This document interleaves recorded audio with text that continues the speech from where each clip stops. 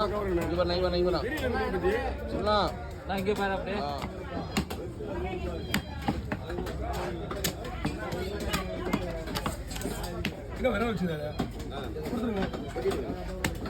வராளாங்க